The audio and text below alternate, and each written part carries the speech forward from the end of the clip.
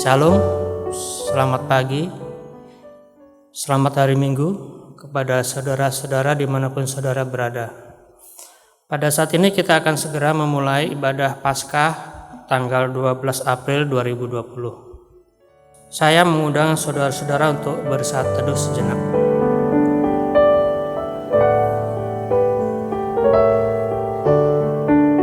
Mari kita mengawal ibadah ini dengan menyanyikan Kidung Jemaat 188 bait 1 dan 2, Kristus bangkit dan soraklah.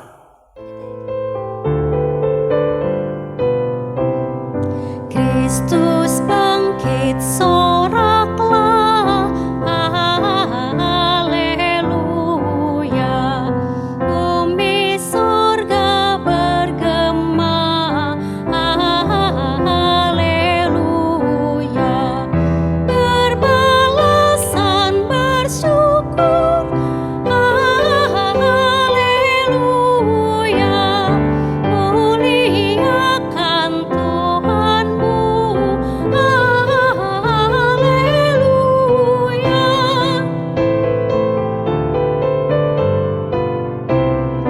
Karya kasih-Nya genap, haleluya. Kemenangan-Nya tetap, haleluya. Surya selamat jadi terang, haleluya. Takkan lagi terbenam, haleluya.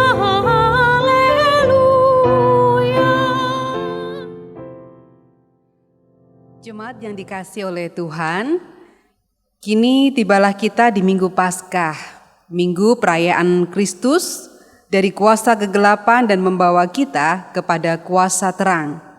Dalam suasana ibadah di rumah, marilah bersama-sama kita menyatukan batin kita dalam ikatan persekutuan di dalam Tuhan kita, Yesus Kristus.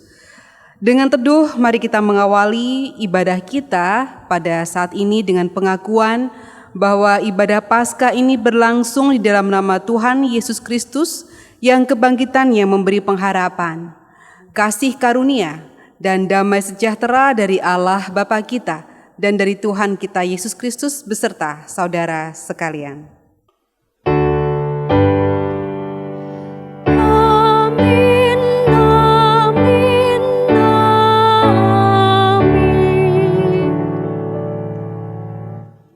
Jemaat yang dikasihi Tuhan, marilah bersama-sama kita merayakan kebangkitan Kristus. Kita akan memujikan Kidung Jemaat 194 bait yang pertama dan yang kedua.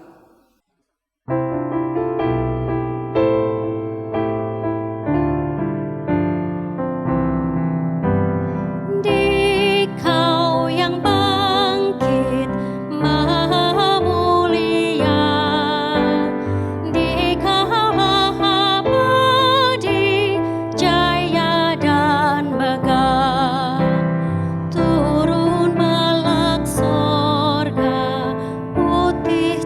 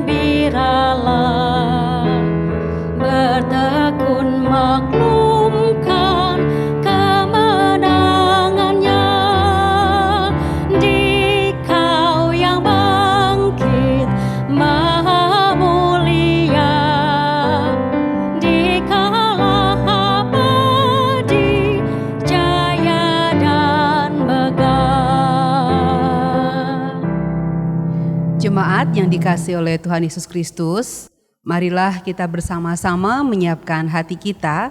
Hari ini kita akan membaca firman Tuhan dari Lukas 24 ayat 1 sampai dengan 12.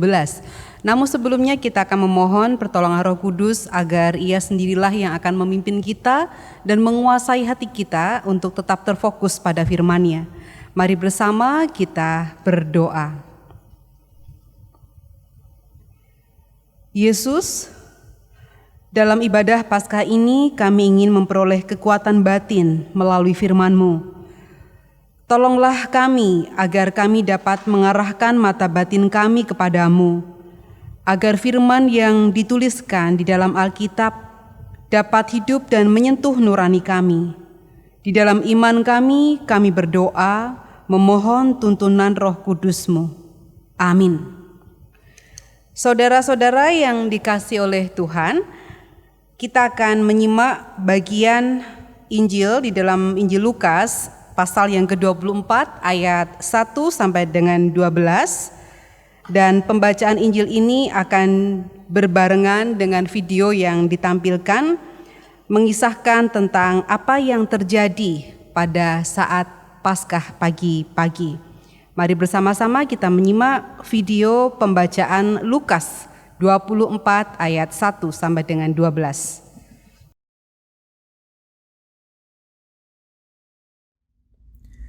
Tetapi pagi-pagi benar pada hari pertama minggu itu, mereka pergi ke kubur, membawa rempah-rempah yang telah disediakan mereka.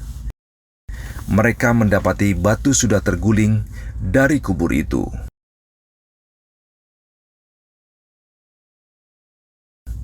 Dan setelah mereka masuk, mereka tidak menemukan mayat Tuhan Yesus.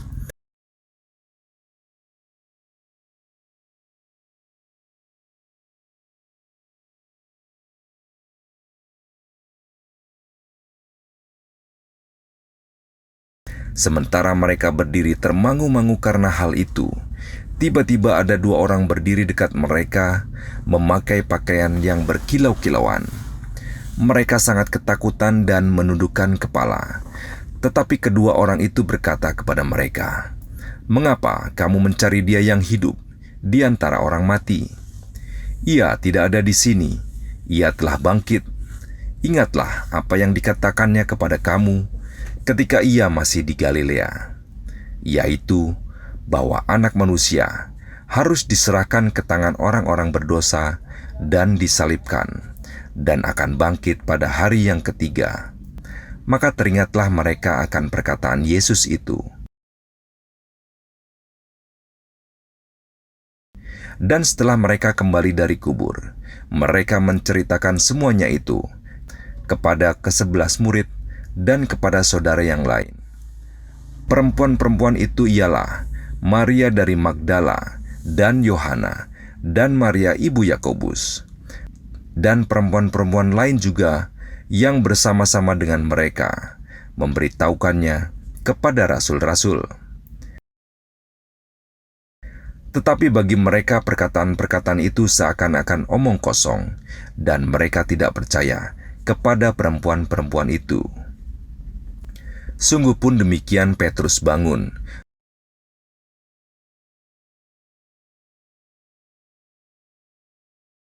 lalu cepat-cepat pergi ke kubur itu.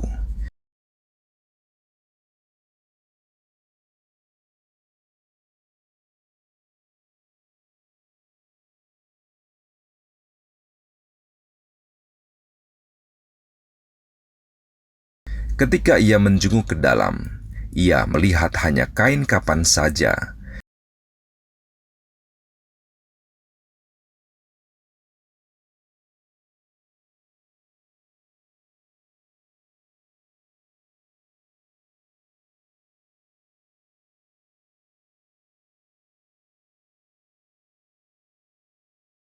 Lalu ia pergi dan ia bertanya dalam hatinya, apa yang kiranya telah terjadi.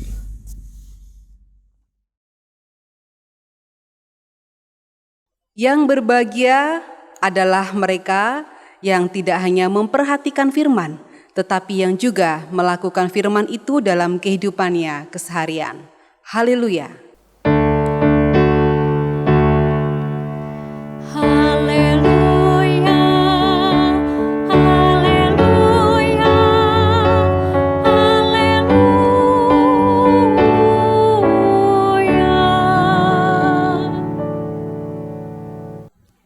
Jemaat yang dikasihi Tuhan, bagaimana kabar Bapak Ibu Saudara hari ini? Saya berharap Bapak Ibu Saudara senantiasa dalam keadaan sehat dan bahagia. Saudara-saudara, tadi kita sudah menyaksikan video didasarkan dari Injil Lukas 24 ayat 1 sampai dengan 12. Kisah yang saya rasa sudah kerap sekali kita dengar, kita baca di momen Paskah seperti saat ini. Namun saudara, saya ingin kita semua memperhatikan dua ayat di dalam bagian perikop kita. Yang pertama adalah di dalam ayat yang ke-6. Ayat yang ke-6, saya ulang sekali lagi.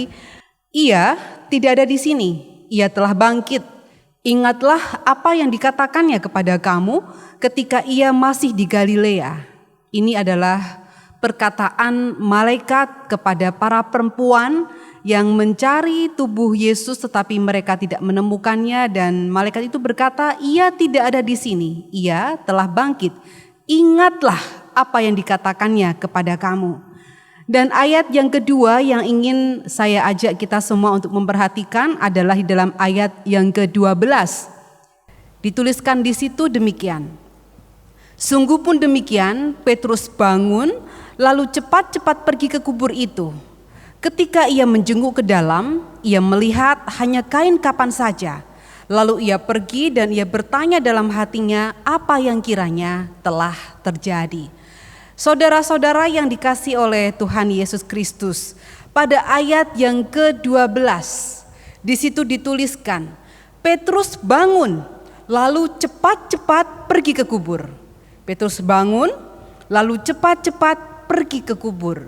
Saudara-saudara, apa gerangan yang mendorong Petrus? Kira-kira apa gerangan yang membuat Petrus hingga ia cepat-cepat bangun, lalu ia pergi ke kubur? Sementara saudara-saudara, mungkin ia menjadi salah satu orang yang sama juga dengan teman-temannya yang lain, yang tidak begitu saja percaya pada kesaksian Maria Magdalena dan teman-temannya, ketika para perempuan itu datang tergopoh-gopoh dan menceritakan apa yang mereka lihat, bahwa Yesus tidak ada lagi di kubur. Mungkin juga saudara-saudara, Petrus sama seperti teman-temannya yang lain, berpikir bahwa apa yang dikatakan oleh perempuan itu adalah omong kosong. Tapi saudara-saudara, sekalipun demikian, Petrus tetap juga pergi. Pergi bukan hanya pergi saja, tapi pergi cepat-cepat. Dikatakan meski ia ragu, ia tetap bangun, pergi cepat-cepat. Saudara-saudara yang dikasihi Tuhan, inilah yang menarik untuk kita perhatikan. Bahwa ternyata di dalam keraguan-raguannya, di dalam ketidakpercayaannya itu, ia memberi ruang bagi Yesus untuk ia percaya bahwa Yesus telah bangkit dari kubur. Di dalam kesedihannya, di dalam perasaannya yang gelap, ia tidak mau dikalahkan untuk begitu saja tidak percaya. Ia tidak membiarkan hatinya gelap karena putus asa. Sebaliknya, saudara-saudara, ia memberi ruang bagi terang harapan. Dan harapan itu tidak dapat diperolehnya jika ia hanya diam diri saja. Petrus tahu, saudara-saudara, untuk mewujudkan harapan itu, ia harus melakukan sesuatu. Bahkan saudara-saudara, kalau kita memperhatikan, di dalam Alkitab disebutkan di sana, Petrus cepat-cepat pergi. Bukan dengan lambat, bukan dengan biasa-biasa saja, bahkan di dalam Alkitab bahasa Jawa, di sana disebutkan mangkat rerikatan, yang artinya berangkat dengan cepat-cepat, berangkat dengan segera. Dia cepat-cepat pergi. Cepat-cepat pergi berarti menunjukkan bahwa Petrus punya kesungguhan hati untuk segera melihat pengharapan yang dikatakan oleh para perempuan itu. Poinnya di sini saudara-saudara, meski ragu, namun Petrus bersedia untuk belajar percaya. Meski tidak pasti semuanya, tetapi dia belajar untuk mau percaya, melihat pengharapan yang didengar oleh dia. Saudara-saudara yang dikasihi oleh Tuhan Yesus Kristus, Kalau begitu bagaimana di dalam kehidupan kita sehari-hari? Mari kita lihat dalam kehidupan kita sehari-hari. Ada banyak hal yang kita tidak tahu dengan pasti, saudara-saudara. Semua yang di sekitar kita serba tidak pasti dan semuanya adalah perkiraan-perkiraan atau prediksi. Contohnya, perakiraan cuaca, perakiraan korban COVID-19. Semua adalah perkiraan yang kita tidak tahu kepastiannya yang seperti apa. Termasuk juga harapan-harapan yang baik, itu pun juga prediksi atau perakiraan yang kita tidak tahu betul atau tidaknya, serba tidak pasti juga. Contohnya, prediksi kondisi perekonomian akan pulih beberapa bulan ke depan. Atau misalnya juga prediksi bahwa kondisi wabah pandemi COVID-19 ini akan pulih 2 bulan ke depan. Itu prediksi. Prediksi sembuh dari sakit, itu juga prediksi. Namun prediksi yang penuh dengan ketidakpastian itu, saudara-saudara, menawarkan pengharapan untuk kita. Di dalam situasi yang serba prediksi itu, dalam situasi yang serba tidak pasti itu, saudara-saudara, adakah kita menyisihkan ruang hati kita untuk juga seperti Petrus, belajar percaya pada kabar baik yang kita dengar? Seperti Petrus yang mau belajar untuk mengejar harapan, percaya bahwa Yesus sudah bangkit dan percaya bahwa apa yang dikatakan oleh Yesus itu benar, bahwa ia tidak selama-lamanya berada di dalam kubur. Lihatlah Petrus, Bapak Ibu Saudara, sekalipun ia diliputi berbagai perasaan negatif, sedih tentu saja, ditinggalkan oleh sosok yang begitu dekat dengan dia, merasa kehilangan tentunya, takut pasti, khawatir, dan mungkin dia juga merasa tidak tahu apa yang harus dia lakukan. Tapi sekalipun demikian, saudara-saudara, ia mau meraih pengharapan yang ia dengar. Melalui kisah di dalam Lukas 24 ayat 1 sampai dengan 12 ini, kita diundang juga, saudara-saudara, untuk mencari harapan itu pada Kristus yang hidup, bukan pada yang mati, bukan di dunia orang mati, bukan di dalam kubur, seperti sapaan malaikat kepada para perempuan. Ketika Maria dari Magdala, Yohana, dan Maria ibu Yakobus putus asa, sampai di kubur mereka putus asa lalu tidak melihat tubuh orang yang mereka kasihi, malaikat menyapa mereka, menegur mereka, dan sapaan itu, saudara-saudara, memulihkan pengharapannya. Malaikat berkata, ingatlah apa yang dikatakannya kepadamu. Ingatlah apa yang dikatakannya, yaitu apa yang dikatakan Yesus kepadamu. Saudara-saudara, kalau ayat ini juga diterapkan kepada kita, maka dalam situasi mungkin kondisi sekarang yang penuh dengan ketidakpastian, mungkin kita berada di dalam keputusasaan, keraguan-raguan, tidak tahu bagaimana harus menyelesaikan persoalan-persoalan kita, maka ayat ini menegur kita. Kita diminta untuk mengingat apa yang dikatakan Tuhan kepada kita. Mazmur 55 ayat 22, saudara-saudara, di situ dikatakan, serahkanlah khawatirmu kepada Tuhan, maka ia akan memelihara engkau. Tidak untuk selama-lamanya dibiarkannya orang benar itu goyah.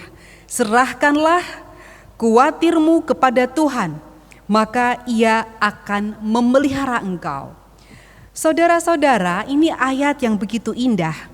Ayat yang bisa menggerakkan kita untuk punya semangat kembali. Tapi mungkin saudara-saudara, jauh di dalam lubuk hati kita, rasa kemanusiaan kita mungkin protes atau bertanya, bagaimana Tuhan, saya tidak khawatir memikirkan hidup. Bagaimana saya tidak menjadi takut untuk tidak memikirkan besok mau makan apa.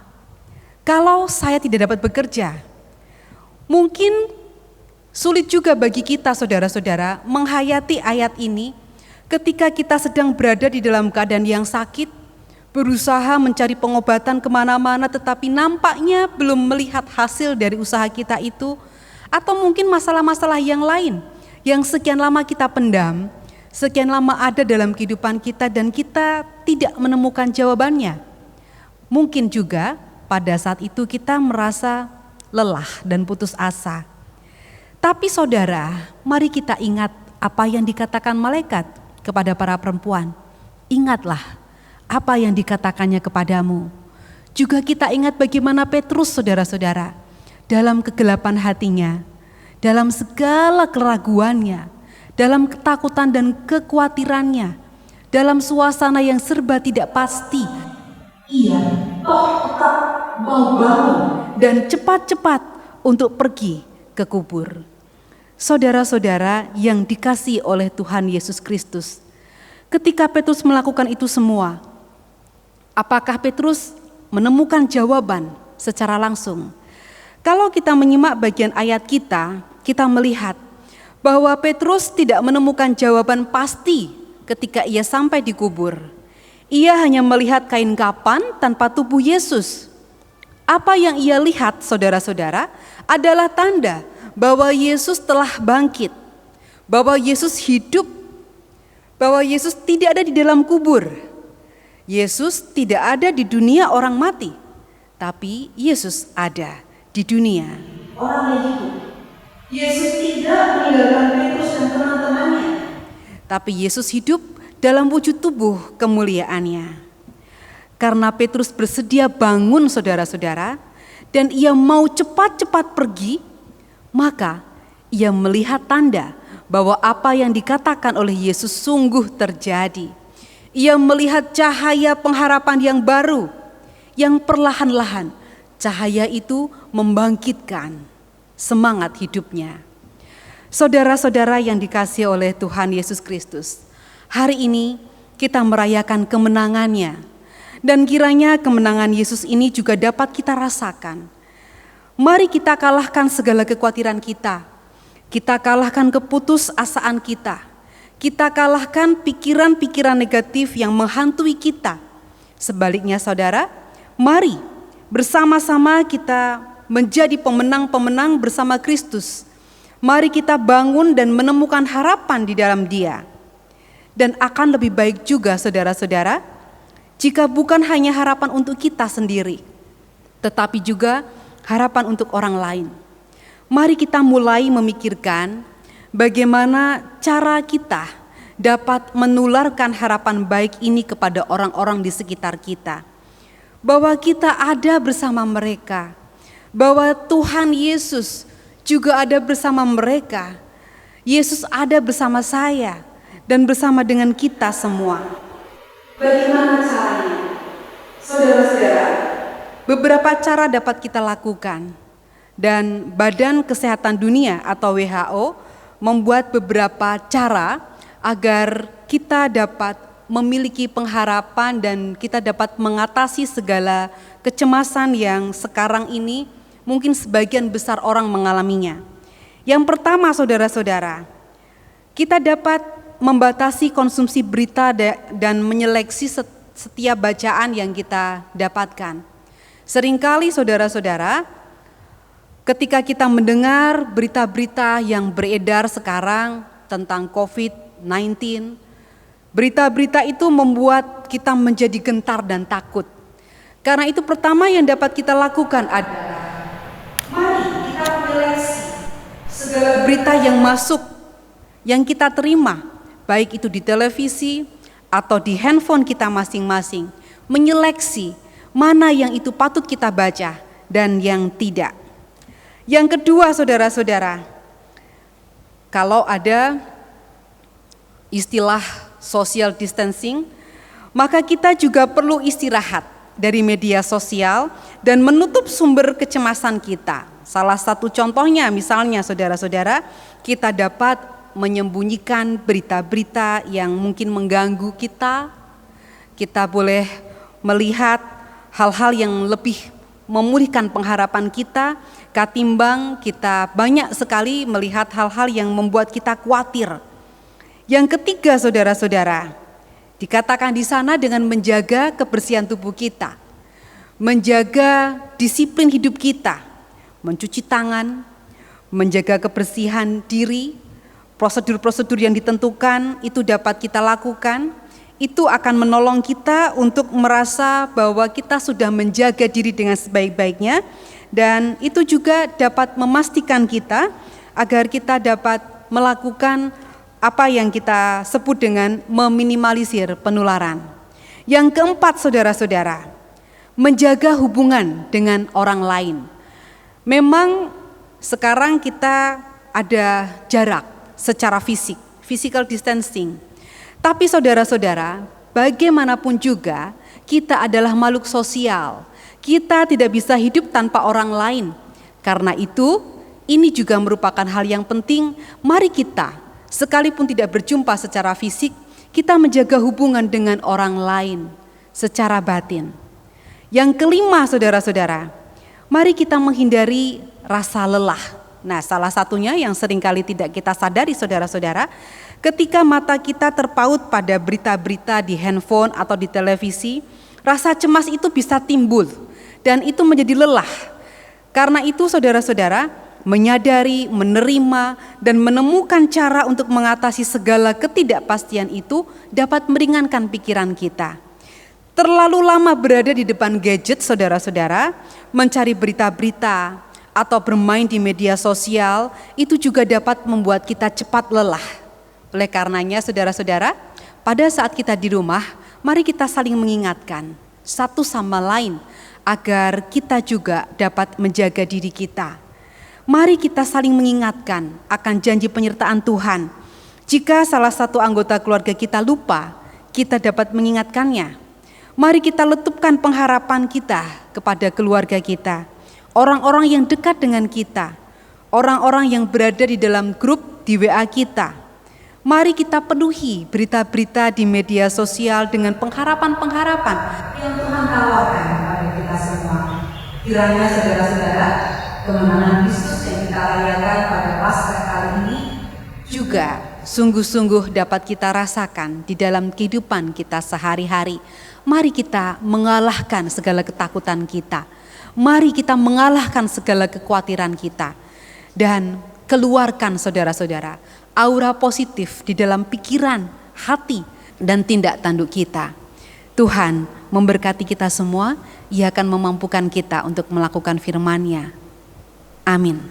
Saat teduh untuk kita.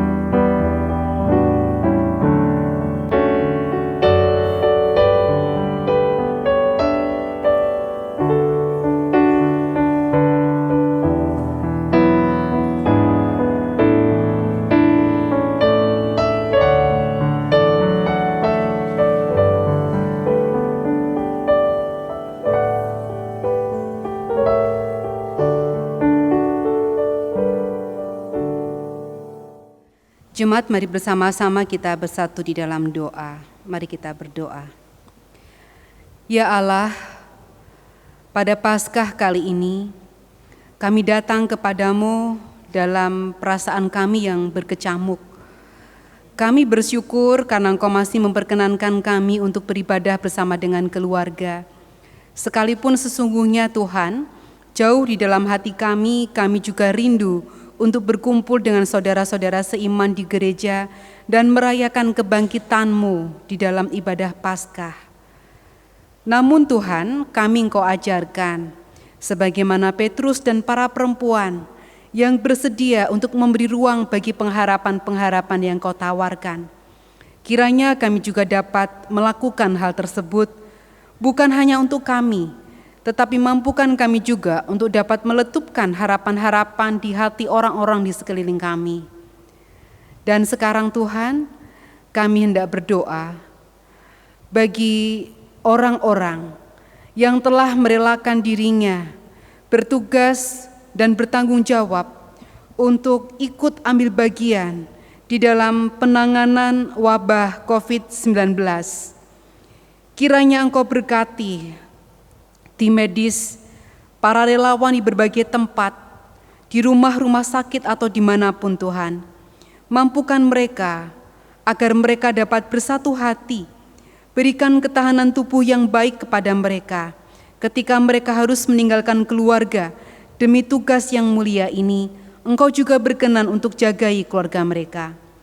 Kami berdoa bagi para penderita COVID-19.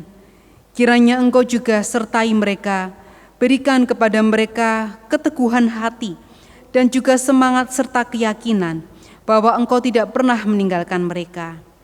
Kami berdoa untuk gereja-gereja, untuk lembaga-lembaga kerohanian dimanapun mereka berada. Secara khusus juga Tuhan, untuk aktivis GKJ Joglo dan juga tim siaga COVID-19 di dalam ikut menangani bagaimana kami dapat menolong orang-orang yang mengalami kesulitan atau terdampak akan COVID-19 ini. Secara khusus saudara-saudara kami yang sekarang ini berada di dalam pergumulan mereka masing-masing. Mereka yang harus bergumul dengan kehidupan perekonomian mereka. Mereka yang bergumul dengan pekerjaan-pekerjaan mereka. Bergumul dengan kesehatan mereka. Anak-anak kami yang duduk di bangku sekolah dan sekarang ini Tuhan, mereka belajar di rumah masing-masing. Kiranya Engkau juga berkati mereka dengan semangat. Ya Tuhan, kami juga berdoa untuk saudara-saudara kami dimanapun tempat yang mungkin tidak dapat beribadah di gereja dan juga tidak dapat beribadah di dalam keluarga mereka masing-masing oleh karena kondisi-kondisi tertentu yang tidak dapat mereka hindari. Apapun itu Tuhan, kami memohon kiranya Engkau juga senantiasa menjadi pelindung bagi mereka. Dan kami yang Engkau berkati dengan banyak hal di sini, mampukan kami juga Tuhan, agar kami juga dapat berbagi berkat bagi orang-orang di sekitar kami. Kami menyerahkan Tuhan, segala pergumulan kami ini hanya ke dalam kuasa-Mu. Tuhan kami Yesus Kristus, kami berdoa. Amin.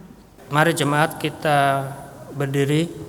Marilah kita menyegarkan iman kita dan menghayati persekutuan kita dengan gereja-gereja di sepanjang sejarah penyelamatan Allah di segala tempat dan zaman dengan mengucapkan bersama-sama pengakuan iman rasuli yang demikian. Aku percaya kepada Allah Bapa yang Maha Kuasa, Khalik langit dan bumi, dan kepada Yesus Kristus anaknya yang tunggal Tuhan kita, yang dikandung daripada Roh Kudus, lahir dari anak darah Maria, yang menderita di bawah pemerintahan Pontius Pilatus, disalibkan, mati dan dikuburkan, turun ke dalam kerajaan maut. Pada hari yang ketiga, bangkit pula dari antara orang mati, naik ke surga, duduk di sebelah kanan Allah Bapa yang Maha Kuasa, dan akan datang dari sana untuk menghakimi orang yang hidup dan yang mati. Aku percaya kepada Roh Kudus, gereja yang kudus dan am, persekutuan orang kudus, pengampunan dosa, kebangkitan daging, dan hidup yang kekal. Jemaat yang dikasihi oleh Tuhan Yesus Kristus, kini tiba saatnya bagi kita untuk membawa persembahan. Persembahan kita akan kita dasarkan dari Injil Lukas, pasalnya yang ke-6, ayat 38. Injil Lukas, pasal yang ke-6, ayat 38. Yang demikian firman Tuhan. Berilah dan kamu akan diberi, suatu takaran yang baik yang dipadatkan, yang digoncang dan yang tumpah keluar akan dicurahkan ke dalam ribaanmu. Sebab ukuran yang kamu pakai untuk mengukur akan diukurkan kepadamu. Saudara-saudara, persembahan akan kita sampaikan dengan menaikkan pujian di dalam Kidung Jemaat 439 bait yang pertama dan yang kedua.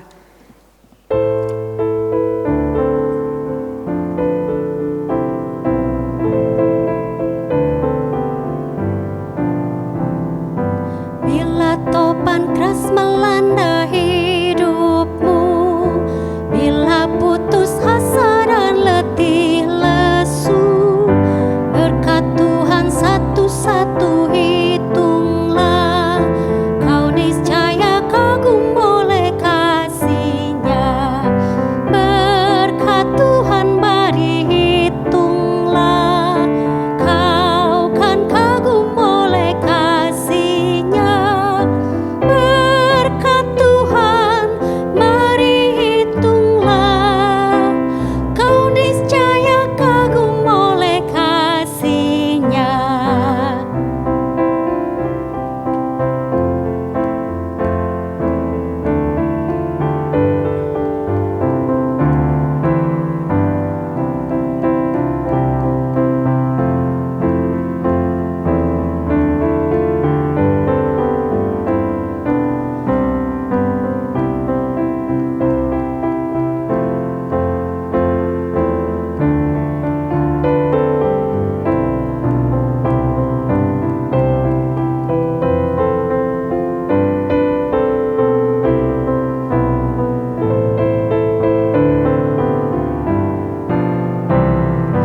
Adakah beban membuat kau penat? Salib yang kau pikul menekan berat. Hitunglah berkat-Nya pasti kau lega, dan bernyanyi terus penuh bahagia. Berkat Tuhan mari hitunglah, kau kan kagum oleh kasih-Nya. Berkat Tuhan mari hitunglah, kau niscaya kagum oleh kasih-Nya. Saudara, mari bersama-sama kita membawa persembahan kita di dalam doa. Mari kita berdoa. Tuhan, inilah persembahan kami. Kami mengambilnya dari banyak berkat yang telah Engkau limpahkan dalam kehidupan kami. Kiranya Bapa, Engkau sucikan persembahan kami ini, dan kami dapat memakainya untuk mendukung kegiatan-kegiatan di gereja yang Engkau percayakan kepada kami. Dan bahkan Tuhan, kami dapat menggunakannya untuk menolong saudara-saudara kami yang memerlukan. Sekarang Bapa, kami hendak berdoa sebagaimana doa yang telah Engkau ajarkan kepada para murid. Bapa kami yang di sorga, dikuduskanlah nama-Mu, datanglah kerajaan-Mu, jadilah kehendak-Mu di bumi seperti di sorga. Berikanlah kami pada hari ini makanan kami yang secukupnya, dan ampunilah kami akan kesalahan kami, seperti kami juga mengampuni orang yang bersalah kepada kami. Dan janganlah membawa kami ke dalam pencobaan, tetapi lepaskanlah kami daripada yang jahat, karena Engkau-lah yang mempunyai kerajaan, dan kuasa, dan kemuliaan, sampai selama-lamanya. Amin. Saudara, kebangkitan Yesus memberi harapan bagi kita. Marilah kita bangun dan meraih pengharapan yang Tuhan berikan. Sebab demikianlah dituliskan di dalam Amsal 23 ayat 18. Karena masa depan sungguh ada dan harapanmu tidak akan hilang. Kidung Jemaat 438.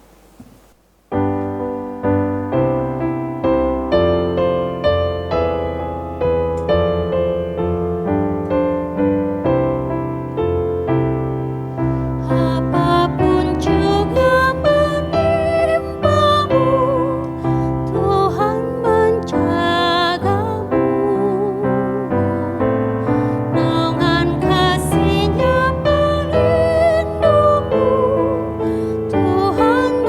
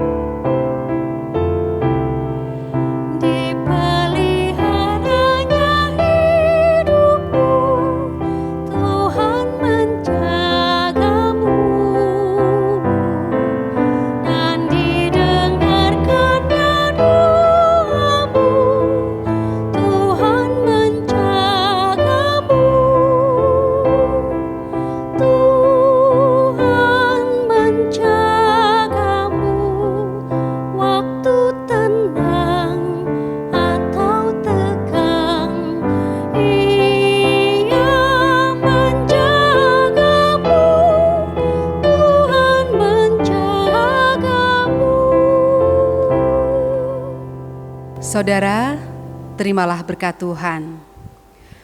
Tuhan memberkati engkau dan melindungi engkau. Tuhan menyinari engkau dengan wajah-Nya dan memberi engkau kasih karunia.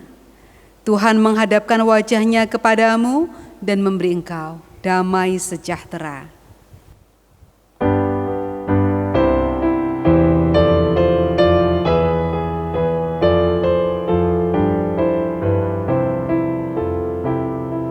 Cobaan apa menimpamu, Tuhan menjagamu. Buatlah Yesus sandaranmu, Dia menjagamu. Tuhan menjagamu waktu tenang atau tegang. Ia menjagamu, Tuhan menjagamu. Selamat Paskah, Tuhan memberkati kita semua.